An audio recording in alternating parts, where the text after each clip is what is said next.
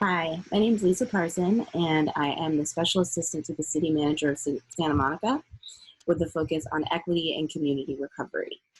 I am a new board member, but I am a longtime follower of the Community Indicators Consortium due to my previous role as one of the leads for the city's Wellbeing Index. The Wellbeing Index is a project that is really driven by community indicators, and it is focused on measuring how our residents are doing, and it combines administrative data, survey data, and social media data, all to get a more well-rounded picture of community well-being. And so obviously focusing on community indicators for that quickly led me to the Community Indicators Consortium, which I find to be just a rich repository of research and understanding the indicators and measurement, and certainly enhance the work that we did on our Wellbeing Index. So I was very glad to join the board. Why I think community indicators are important are exactly why I did my previous role on the index, and that is because, particularly in government, which is where I work, there's very often a gap between the projects and activities that people are doing and the impact that they're having on the communities they hope to serve. And my understanding of the reason for that is truly that we're not asking the right questions and we're not collecting the right data.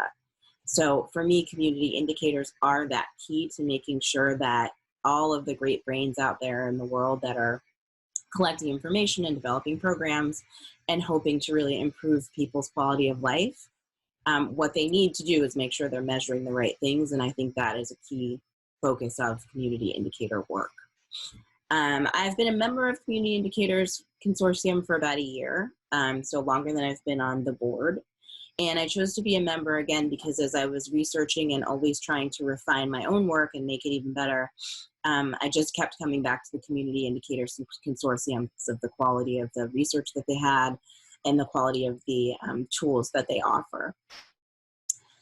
Right now, I would say I'm still working in community indicators, even though I have a new role. Everything that I do, I try to involve measurement to make sure that I'm doing the right thing. And sometimes those are qualitative measurements and sometimes those are quantitative. So right now, as I'm focusing on equity, I'm certainly looking at community indicators to look at how people in our community are doing. Because we know that there are often very different life outcomes for people by race, ethnicity.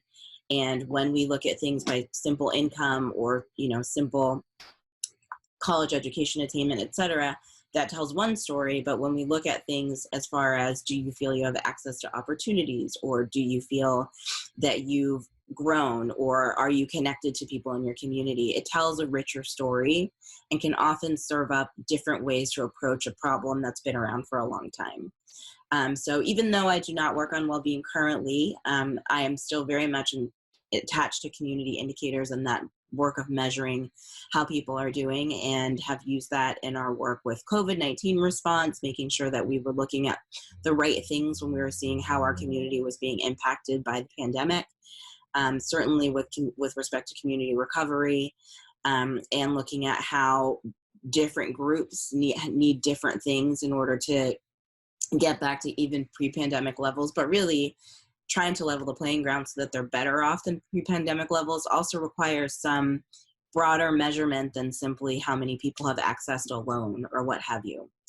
I think that's a lot of the things that I've worked on that have to deal with community indicators. I think the last thing I would say is just, welcome to this website and to this work if this is your first time seeing it.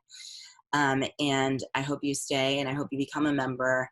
And I hope I can learn from you and that you can learn from me, because that's really what I feel is needed to grow the work of community indicators and community measurement that is really meaningful and tangible and impactful for people, is that we have a broad network of people bringing their expertise to the table, but also bringing their questions to the table so that we can continue to develop and grow better measurements and do better work. Thanks.